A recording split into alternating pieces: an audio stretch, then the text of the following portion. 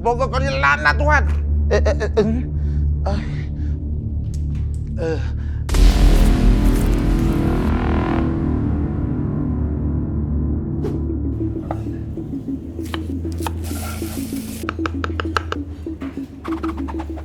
Kita berkenalan dengan peserta yang seterusnya. Siapa nama?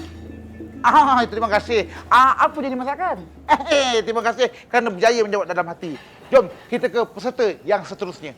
Ya, peserta ini tak asing lagi. Seorang peserta yang sangat takabur, sombong, belagak lagi angkuh, asyik main lipstick yang tadi. Memasaknya tak ada. Bau banyaknya. Apa punya orang lah. Semoga kau dilaknat Tuhan.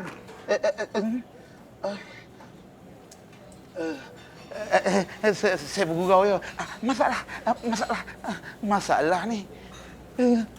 Guys, tontonan kita dah mencecah 1.8 juta. Wow, jom kita berkenalan. Tak payahlah buang masuk ni. Okey, bersama dengan Abang Hot ada 3 juri yang cukup hebat. Juri yang pertama, Mr. Tong. Juri yang kedua, Mr. Sam. Muka lebih kurang lah. Ini nama dia pelanduk dua serupa, Mr. Sam. Juri yang ketiga, Mr. Pah. Jadi tibalah masa dia untuk peserta-peserta membawa makanan mereka ke hadapan juri. Dipersilakan.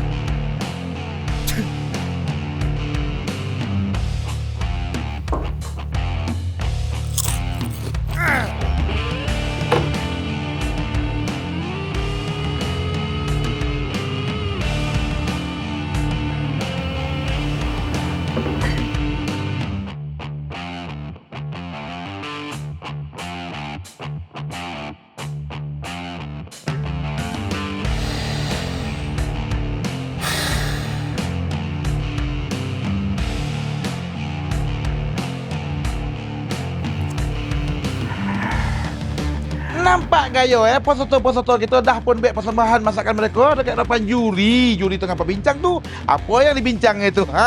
Sambil didengar oleh ketua juri kita. Mata masyarakat sedang menumpu topik ke hadapan ketua juri kita. Apakah keputusannya? Okeylah, keputusan dah pun ada kat tangan Dan.